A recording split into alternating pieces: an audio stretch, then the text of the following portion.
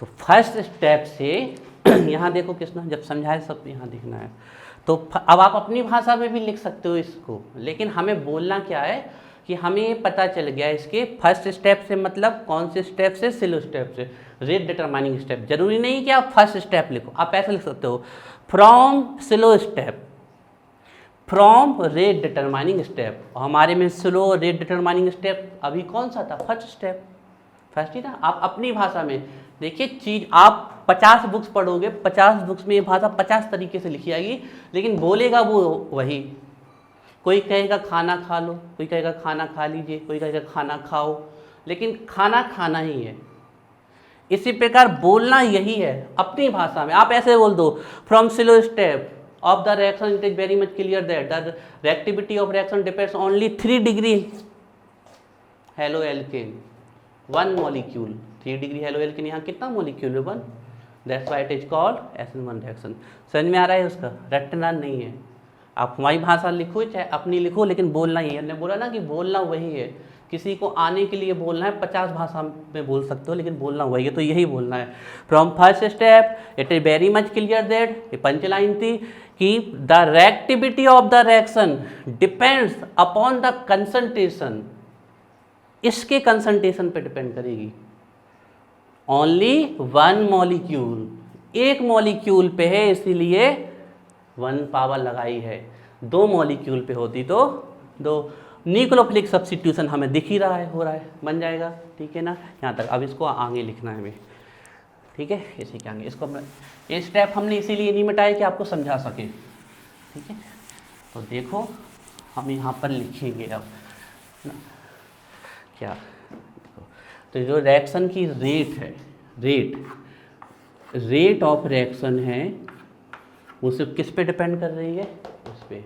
तो जो rate of reaction है वो डिपेंड, अब ये केमिकल काइनेटिक्स में समझ में आएगा आपको ये फॉर्मूला।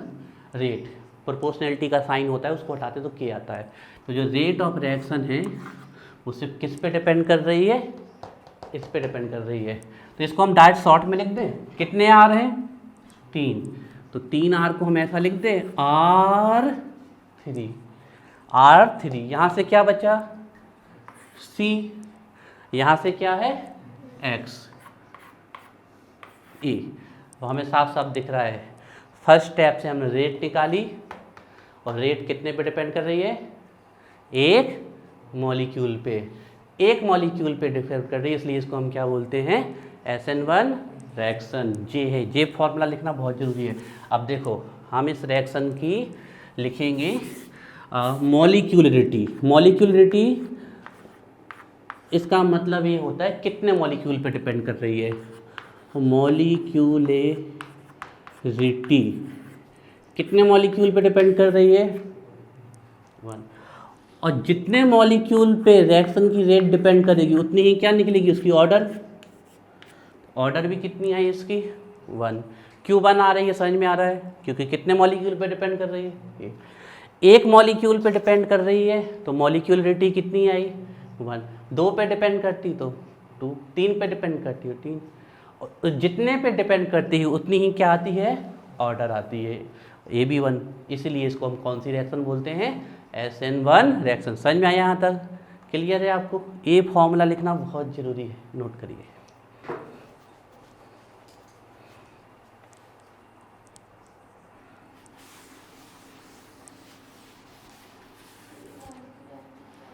मॉलिक्यूलरिटी होती है कि देखो ये थ्योरी, अब जब केमिकल काइनेटिक्स पढ़ाएंगे समझाएंगे, ये थ्योरेटिकल निकाली जाती है और ये एक्सपेरिमेंट से निकाली जाती है। किसी रिएक्शन में कितने मॉलिक्यूल पार्टिसिपेट कर रहे हैं, वो उसकी कहलाती है मॉलिक्यूलरिटी। इसके फर्स्ट स्टेप में कितने मॉलिक्यूल पार्टिसिपेट कर रहे थे, 1। और उसी 1 पे क्या डिपेंड कर रही है रिएक्शन, तो ऑर्डर भी कितनी आएगी उसकी, 1, है ना। केमिकल काइनेटिक्स में बहुत डिटेल से पढ़ाएंगे हम।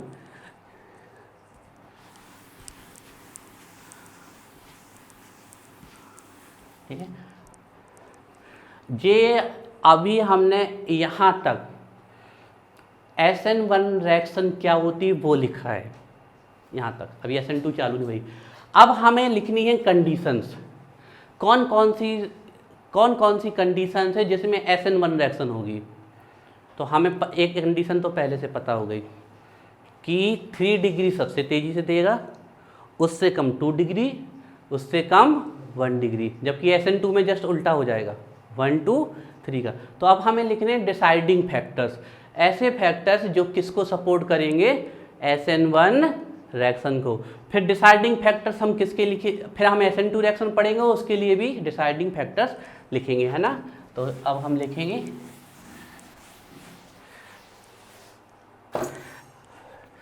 इसी के नीचे हेडिंग बनेगी फैक्टर्स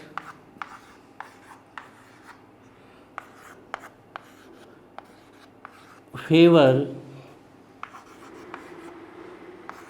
SN1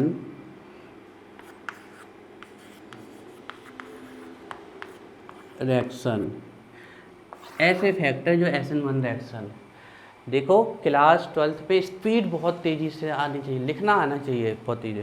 तो फैक्टर्स लिखेंगे हम, कौन से फैक्टर्स हैं जो फेवर करते हैं SN1 रिएक्शन को, कौन कौन से ऐसे फैक्टर हैं जो SN1 रिएक्शन को हमारे फेवर करते हैं। फैक्टर्स फेवर SN1 रिएक्शन, ठीक है। अच्छा,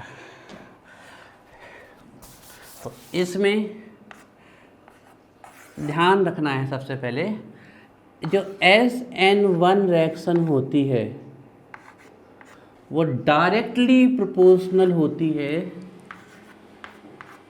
स्टेबिलिटी ऑफ, देखते चलो, carbocation, stability of carbocation, stability of carbocation. अब आप लोगों से हमें पूछना कि कौन सा कार्बोकैटायन ज़्यादा स्टेबल होगा, आप लोगों को बताना है, ठीक है। अभी लिखना नहीं इस नीचे वाले को, ऊपर वाला बस लिखना। ये 3 डिग्री का कार्बोकैटायन है, ये 2 डिग्री का कार्बोकैटायन है, ये 1 डिग्री का कार्बोकैटायन है, और ये कोई भी डिग्री का कार्बोकैटायन नहीं है। देखो रटंट विद्या तो हमने समझ ली है कि सबसे तेज़ी से SN1 रिएक्शन कौन देगा, 3, उससे कम 2, उससे कम 1, ये तो रटंट हमने समझ ली। लेकिन ऐसा होता क्यों है? ऐसा इसलिए होता है कि SN1 रिएक्शन उतनी ही आसानी से हो जाती है जितना ज़्यादा जो रिएक्शन में कार्बोकैटायन बना है वो स्टेबल हो जाए। बना था रिएक्शन में कि नहीं कार्बोकैटायन, आपने हर एक चीज़ लिंक है भाई, और आप उस पर साइंटिफिक क्वेश्चन चल रहा है। तो हमने देखा था जब वो कार्बोकैटायन जितना आसानी से स्टेबल हो जाएगा उतनी फास्ट कौन होगी, SN1 रिएक्शन। तो जब 3 डिग्री से X निकलेगा तो 3 डिग्री का कार्बोकैटायन बनेगा, जब 2 डिग्री से X निकलेगा तो 2 डिग्री का कार्बोकैटायन बनेगा, जब 1 डिग्री से X निकलेगा तो 1 डिग्री का कार्बोकैटायन बनेगा, और जब किसी भी डिग्री से X नहीं निकलेगा तो किसी भी डिग्री नहीं का कार्बोकैटायन बन जाएगा।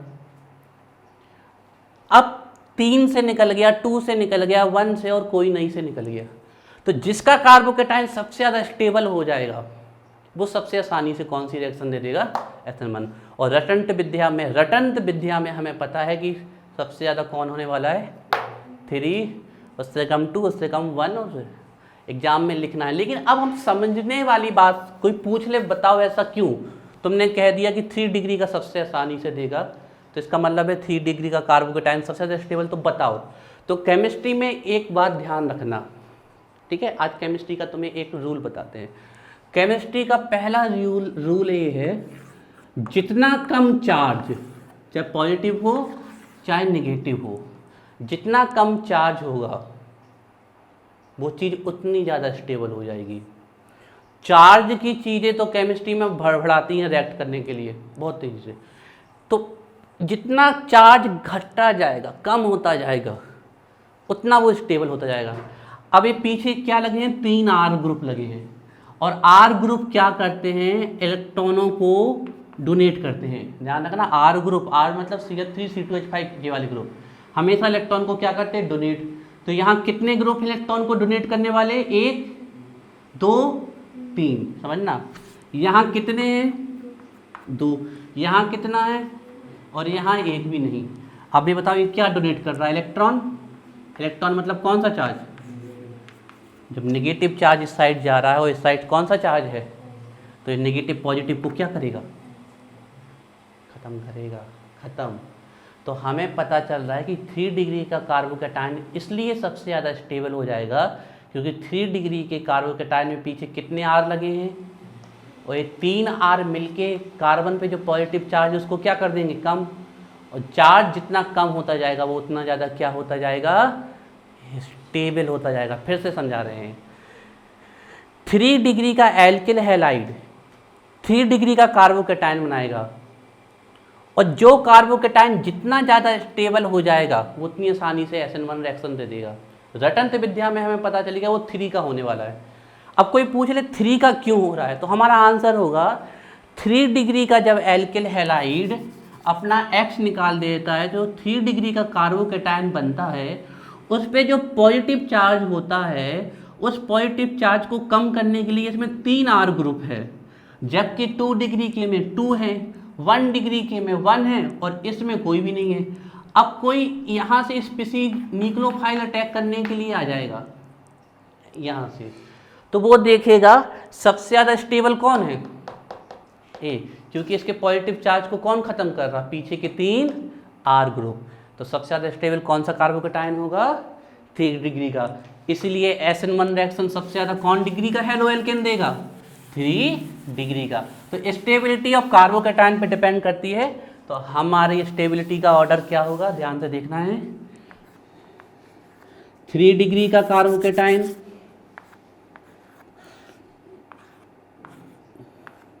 सबसे ज़्यादा स्टेबल होगा, उससे कम कितने डिग्री का स्टेबल होगा?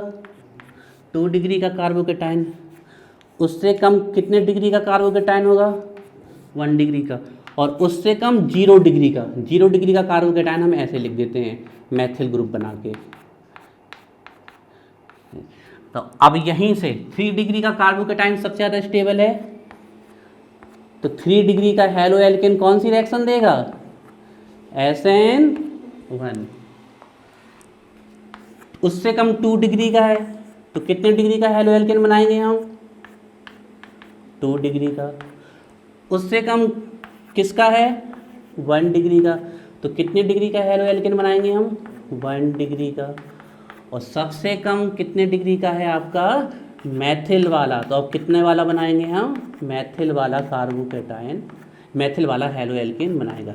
देखो यहाँ से X निकलेगा तो 3 डिग्री का कार्बोकैटायन बनेगा, यहाँ से X निकलेगा तो 2 डिग्री का बनेगा, यहाँ से X निकलेगा तो 1। हम आपको डिग्री बता चुके कहाँ चेक करनी है ना। यहाँ से X निकलेगा तो बिना डिग्री का। तो हमें एक्सपेरिमेंटली ये देखा गया है कि इसमें 3 R है, तो X निकलने के बाद 3 डिग्री का कार्बोकैटायन सबसे ज़्यादा स्टेबल हो जाएगा। इसलिए सबसे आसानी से कौन देगा? 3 डिग्री, उससे कम 2 डिग्री, उससे कम 1 डिग्री, और सबसे कम मैथिल। जबकि SN2 में जस्ट अपोजिट हो जाएगा। SN2 में सबसे आसानी से कौन देगा? A। उसमें कार्बोकैटायन की स्टेबिलिटी पे डिपेंड नहीं करता, कुछ और पे डिपेंड करता है ना। तो अब A हम यहाँ पर लिख देते हैं 3 डिग्री, ये 2 डिग्री और 1 डिग्री। हम आप लोगों से बहुत सारे शॉर्ट क्वेश्चन पूछेंगे, इसलिए अच्छे से समझते हैं ना।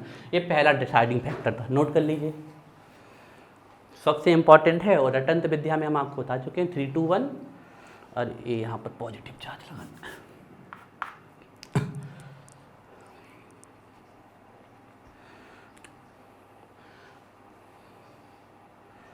घर पे जाके अच्छी मेहनत करके तैयार कर लेना है। एक बार आपको SN1 रिएक्शन और तैयार हो जाएगी, SN2 आगे भी। अब आप एक चीज़ ध्यान रखिए, ये सब कॉन्सेप्ट आपको आगे भी बहुत हेल्प करेंगे, आगे भी मदद करेंगे, आगे भी आप जब पढ़ोगे चीज़ें मदद करेंगी। ये पहला फैक्टर था जो सबसे इम्पॉर्टेंट है।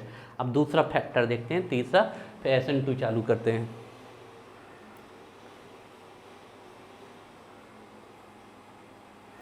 समझ में आ रहा है दिव्यांश जी? और हम जब आप लोगों से पूछे तो आप लोगों को ऐसे ही कॉन्फिडेंस के साथ समझाना है और पढ़ाना है, ठीक है। हमें ऐसे बच्चे बिल्कुल, आपको यहाँ पर किसी भी डर से नहीं पढ़ना है, एक खुले माहौल में पढ़ना। जहाँ पे डर होता है वहाँ समझ नहीं होती है, ध्यान रखना। तो बिल्कुल रिलैक्स होकर पढ़ना है, चीज़ों को समझ, और बिना खुले माइंड के आपको पूछना है। आपके दिमाग में उल्टा सीधा क्वेश्चन भी आए तो उल्टा सीधा भी पूछना है, घबराना नहीं है। ये आपके दिमाग में आए कि रसगुल्ला मीठा क्यों होता है, तो ये भी पूछना है रसगुल्ला मीठा क्यों है।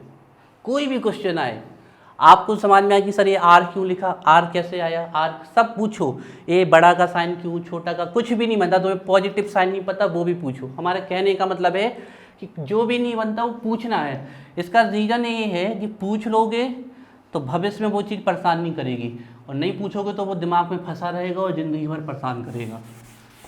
इसलिए पूछ लेना है, ध्यान रखना। ये पहला डिसाइडिंग फैक्टर था, ठीक है। अब दूसरा डिसाइडिंग फैक्टर देखते हैं।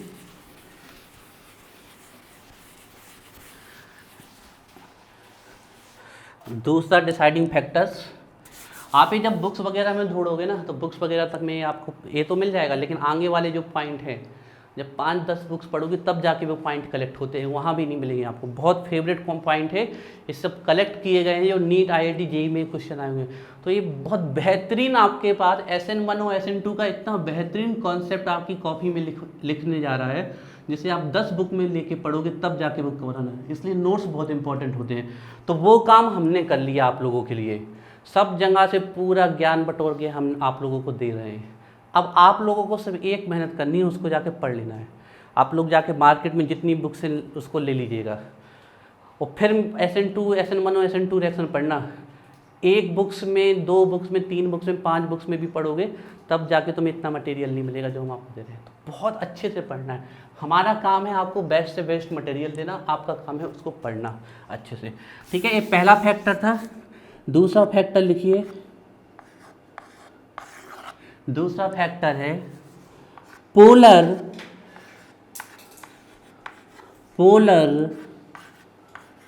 Protic solvent. Polar protic solvents favour SN1 reaction. Polar protic solvent favours SN1 reaction. मतलब अगर पोलर प्रोटिक सॉल्वेंट आ गया और पूछ ले आपसे कि बताओ इसकी प्रेजेंस में कौन सी रिएक्शन होगी, तो आंसर क्या होगा? SN1। सर समझाओ पोलर क्या है, प्रोटिक क्या है। जैसे कि हमने लिख दिया वाटर, ठीक है, वाटर। ऑक्सीजन की इलेक्ट्रॉन को अट्रैक्ट करने की टेंडेंसी हाइड्रोजन से ज़्यादा होती है, क्योंकि इसकी इलेक्ट्रोनेगेटिविटी 3.5 होती है, ऑक्सीजन की 2.1। नहीं तो रट लो, सबसे ज़्यादा इलेक्ट्रोनेगेटिव एलिमेंट कौन है? 3 फॉर्म। सबसे ज़्यादा किसकी होती है? फ्लोरीन की। उससे कम किसकी होती है? ऑक्सीजन की। उससे कम किसकी होती है? नाइट्रोजन की। ये तो सबसे 3 ताकतवर हैं। तो हाइड्रोजन तो उसके बहुत नीचे आते हैं, है ना। तो ऑक्सीजन की ज़्यादा होती है तो ये इलेक्ट्रॉन को अपनी तरफ अट्रैक्ट करेगा, यहाँ से भी अट्रैक्ट करेगा, यहाँ से भी। तो इस पे आ जाएगा माइनस चार्ज। एक यहाँ से अट्रैक्ट किया तो -1, एक यहाँ से किया तो -1 तो -2। यहाँ से इलेक्ट्रॉन अट्रैक्ट किया तो इस पर पॉजिटिव और इस पर भी पॉजिटिव। बताओ वाटर सॉल्वेंट है कि नहीं? सॉल्वेंट कौन? जो घोले किसी को अपने में, तो वाटर सॉल्वेंट है। तो पहला चीज़ हमें पता चल गया वाटर सॉल्वेंट है। अब ये पोलर है कि नहीं है? आंसर है। कैसे पता चला? क्योंकि इसमें कौन से पोल बन चुके हैं? Positive and negative pole. और पोल हमेशा तभी बनेंगे जब किसी मॉलिक्यूल में अलग अलग इलेक्ट्रोनेगेटिविटी के एटम जुड़े हैं। अब कोई पूछ ले बताओ ये पोलर है कि नहीं है, हम कहेंगे नहीं, कि जितनी ताकत इसकी उतनी तो किसकी होगी? इसकी, क्योंकि दोनों ही क्या है? हाइड्रोजन। तो ना तो ये इलेक्ट्रॉन खींचेगा ना ये देगा। तो अगर ये खींचता तो इस पर नेगेटिव आता और इस पर क्या था? पॉजिटिव, तो बन जाता पोलर। लेकिन दोनों बराबर है। वाटर में दिख रहा है कि दोनों की ताकत अलग अलग है। ऑक्सीजन की ताकत ज़्यादा है हाइड्रोजन से, तो इलेक्ट्रॉन खींचेगा तो नेगेटिव और इस पर पॉजिटिव। तो ऐसे सॉल्वेंट जिसमें पोल बन जाते हैं उनको कौन सा सॉल्वेंट बोलते हैं? Polar solvent. तो पोलर समझ में आया? पोलर जिसमें क्या बन जाए? पोल। अब प्रोटिक का मतलब क्या? प्रोटिक आया है प्रोटॉन से, और आपको पता है प्रोटॉन का सिंबल क्या होता है? H positive. वाटर भी पता है आपको, वाटर भी टूटता है और टूट के क्या देता है? वो H negative and H positive. तो वाटर पोलर है और किसको दे रहा है? प्रोटॉन को। तो ऐसे सॉल्वेंट जो पोलर होते हैं वो प्रोटॉन को देते हैं, उनको हम क्या बोलते हैं, पोलर प्रोटिक सॉल्वेंट, ऐसे।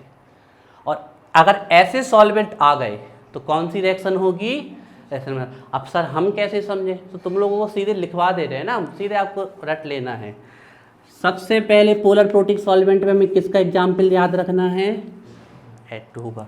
इसके बाद कोई भी एल्कोहल हो, एल्कोहल कोई भी, चाहे वो मेथाइल एल्कोहल हो चाहे वो एथाइल एल्कोहल हो, कोई भी एल्कोहल जो पोलर प्रोटिक सॉल्वेंट है, क्योंकि ये नेगेटिव, यहाँ पर -2 आ जाएगा, यहाँ से और यहाँ से अट्रैक्ट करेगा, और इस पे पॉजिटिव, इस पे पॉजिटिव। अभी हम सिंपली ऐसे लिख देते हैं माइनस में पॉजिटिव, ये हो गया पोलर, और ये H को निकाल देगा तो ये क्या हो गया, प्रोटिक। तो कोई भी एल्कोहल आ जाए, इसके अलावा कोई भी एसिड लिखा आ जाए, ये सभी पोलर प्रोटिक सॉल्वेंट हैं, ध्यान रखना है आपको। अब एक ऐसा क्वेश्चन आया था जो हमारे एग्जाम में भी आ जाता तो हम भी फंस जाते, एक बहुत ही इम्पोर्टेंट है जिसको सीधे रटना है, आ चुका है आपके क्वेश्चन में। AgNO3 अगर जल में घुला हो, एक्वस, जल में कोई चीज़ घुली होती है तो एक्वस, तो वो भी SN1 रिएक्शन देता है। आ चुका है नीट में आपके क्वेश्चन, बच्चे घबरा गए थे, बहुत कम लोगों का आंसर, क्योंकि ये कहीं से पोलर है ना, तो प्रोटिक है, H है ही नहीं है, कहाँ से देगा। लेकिन ये रटना है कि एक्वस AgNO3 भी SN1 रिएक्शन देता है। इसके अलावा एक और है, वो है एसीटोन। एसीटोन पता है कौन सी रिएक्शन देता है, SN2 देता है, SN1 नहीं देता। तो सर आप SN1 में क्यों एग्जाम्पल है, ये एसीटोन है, एसीटोन नैन पॉलिश रिमूवर एसीटोन है।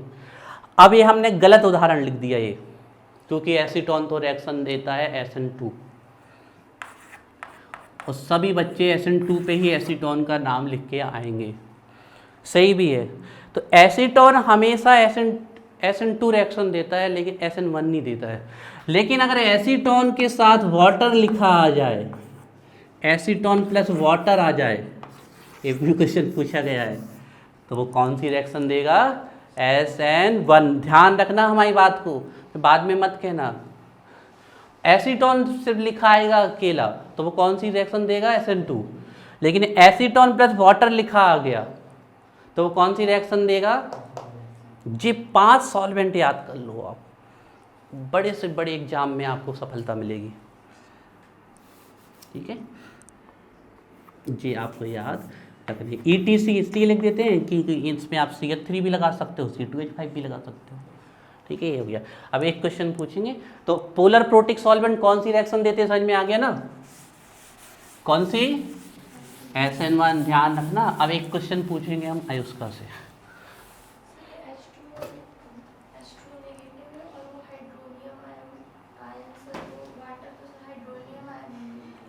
हाइड्रोनियम आयन में टूटता नहीं, हाइड्रोनियम आयन बना लेता है H पॉजिटिव को लेके, H3O4 ये बनाता है, और जब भी ये टूटेगा तो ये क्या देगा, H पॉजिटिव OH नेगेटिव देगा। हाइड्रोनियम आयन तब बनता है जब किसी वाटर के सोल्यूशन में H आयन पड़े हों, तो वाटर फिर H आयन को एक्सेप्ट करके H3O पॉजिटिव बनाता है, वो कहलाता है हाइड्रोनियम आयन। लेकिन अगर इसकी टूटने की बारी आएगी तो इसमें टूटेगा। हाँ H पॉजिटिव OH नेगेटिव, हाँ तो ये हाइड्रोनियम आयन थोड़ी है, ये हाइड्रोजन आयन है, ये हाइड्रोक्साइड आयन है। H पॉजिटिव हाइड्रोजन आयन है, हाँ वो बात अलग है कि H आयन को आप हाइड्रोनियम आयन के फॉर्म में भी लिख सकते हो, क्योंकि H आयन कभी भी अकेला नहीं रहता, वो हमेशा वाटर से रिएक्ट करके क्या बना लेता है, हाइड्रोनियम आयन बना लेता है। और उस पर अभी मत फंसो, अभी हम अपने टॉपिक्स में आते हैं, एक क्वेश्चन पूछेंगे फिर आगे चलेंगे, ठीक है। देखो इसके बाद तो डिसाइडिंग फैक्टर छोटे छोटे हैं, ये 2 बहुत डिसाइडिंग फैक्टर्स थे, ठीक है। अब एक क्वेश्चन पूछेंगे हम आयुष्का से, आयुष्का बताएगी CH3C, यहाँ लिख दिया aqueous, CH3C double bond O CH3, यहाँ बताओ आयुष्का इसमें से कौन SN1 रिएक्शन देगा, कौन SN2, ए वाली SN1 है उसका, बहुत अच्छे से देख लो पहले, हाँ वो समझ लो ना,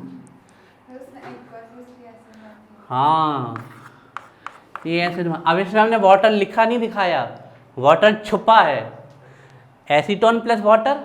अब इसके नीचे वाटर एक्वस लिख दिया, किसी के नीचे भी AQ लिखा है, मतलब एक्वस।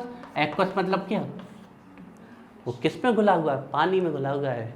फिर आप कहोगे सर वहाँ तो वाटर लिखा ही नहीं मिला था। अरे लिखा है, थोड़ी कल्पना अपनी मन की आंखों से देखो ना, वहीं उसने छुपा के लिखा है। बात समझ में आ रही है। हालांकि हम आपको बता दें, बोर्ड एग्जाम में ये क्वेश्चन अरे बुक्स में ही नहीं है, बच्चे कहाँ से पढ़ेंगे। ये तो बहुत बड़े बड़े कॉम्पिटिटिव एग्जाम में आते हैं जो आपको हम लिखवा रहे हैं, तो ये बहुत डिटेल से कवर कर रहे हैं हम आपका, है ना। इसको जाके अच्छे से पढ़ लेना, पढ़ के मज़ा आ जाएगा आपको, ठीक है। ये दूसरा डिसाइडिंग फैक्टर्स था, ठीक है।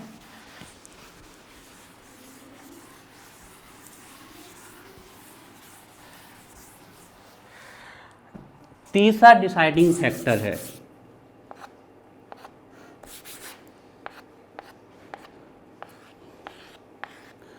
तीसरा डिसाइडिंग फैक्टर, इसको रटना ही है सीधे, वीक न्यूक्लियोफाइल। ये ऑब्जेक्टिव में आ सकता है। Weak nucleophile favours SN1 reaction.